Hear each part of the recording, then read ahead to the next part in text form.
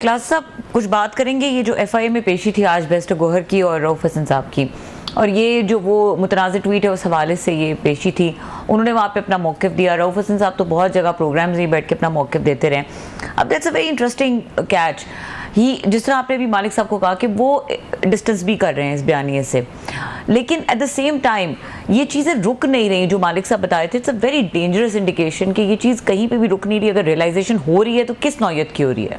मसला ये है कि ये पहले भी एक दो दफ़ा बात हो चुकी है। हालांकि मैं सारी बात जो कहता हूँ पीटीए वाले दोस्त मानते तो नहीं होते, क्योंकि उनको स्ट्रेट बात चाहिए होती है कि सारी उन्हीं की भले की बातें हमेशा की। मेरा मानना है, अभी लोग इसको डाउट करें जो उनकी मर्ज़ी है, कि मैं हमेशा कहता रहूँ कि आपको किस तरह का पॉलिटिकल वर्कर चाहिए। इमरान खान साहब को गुरिल्ला चाहिए जिसने जंगों की तरबियत ली हुई है, पहाड़ों में गुजारा किया हो, 3-3 4-4 दिन भूखा रहा हो, जोटो कराटे जानता हो, और जब पुलिस छापा मारने है तो लड़ाई झगड़ा करे, उसके बच्चे उसकी फैमिली वो सफ़र करें, रोज़गार ख़त्म हो जाएं, उस पर ये केसेस बन जाएं, मिलिट्री उनको उठा के ले जाए, उनको एजेंसियां उठा के ले जाएं, घर वाले दर बदर, बच्चे स्कूलों से गायब, मुल्क छोड़ दो। इसके अलावा तो कोई क्राइटेरिया नहीं है अभी पीटीए में रहने का।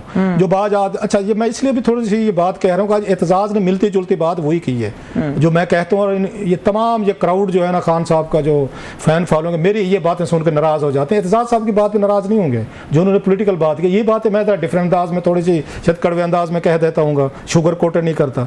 और भाई अगर आप इसी तरीके से करते जाए, आपको सबसे ज्यादा ये जो थे गुफ्तगू में अग्रेसिव थे रऊफ हसन साहब थे ना।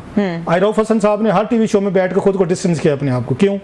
आप मतलब अपने पार्टी वर्कर्स की, कुछ लोग आपके साथ मुश्किल हालात में खड़े हुए, मुश्किल टाइम था जिसमें मान लिया एस्टेब्लिशमेंट ने ज्यादतियां की, आपके साथ हुकूमत ने की, एजेंसियों ने की, जुल्म हुआ, सतम हुआ, लोग अपने घर छोड़ गए, बेचारे आज तक गायब हैं, उनके कारोबार तबाह कर दिया गया, घरों को तोड़ फोड़ के मुल्क छोड़ गए। फेयर इनफ, आपका एज ए पार्टी चेयरमैन के तौर पर कुछ आपकी भी तो कुछ थोड़ा सा बनता है कि नहीं बनता है कि रोजाना की बुनियाद पे आपने तो जहाँ पहुँचना था पहुँचे बैठे हैं। वो मुझे उसका सीन याद आता है ना, मुन्ना भाई वो लगे रहो वाला, जिसमें वो और कितना अंदर जाओ, उसने कहा और कितना अंदर जाएंगे। वहाँ का भाई यहाँ जेल में आके बैठे हैं, आप मुझे कहते फलां को टपका देते हैं, तो अगर इससे ज़्यादा कितना अंदर जाएंगे? खान साहब ने तो जहाँ पहुँचना था वो पहुँच गए, उससे ज़्यादा कहाँ अंदर जाएंगे?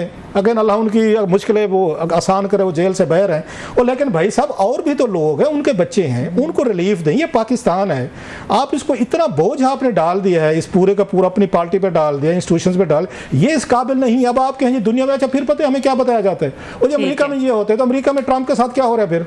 ठीक है, अच्छा फिर मिसालें में कहाँ की देते हैं? वो अमेरिका की देंगे, यूरोप की देंगे, ब्रिटेन, उससे कम तो मिसाल देते नहीं। मुझे याद दिलाया कि कल से बात करेंगे जी। सो खान साहब आप तो जहाँ पे थे अल्लाह आपको वापस लाए, आप मतलब आगे फ्री होकर हैं, दूसरों का भी ख्याल करें। अपने जो रोजाना की बुनियादों पे आपने यहाँ पे 180 की स्पीड पे, जो मैं कहता होता हूँ कि स्पीड ब्रेकर जो है ना, वो खान साहब को पहले नजर नहीं आता, आ जाए तो वो स्पीड बढ़ा देते हैं। इसको डेफिनेटली फॉलो अप करेंगे।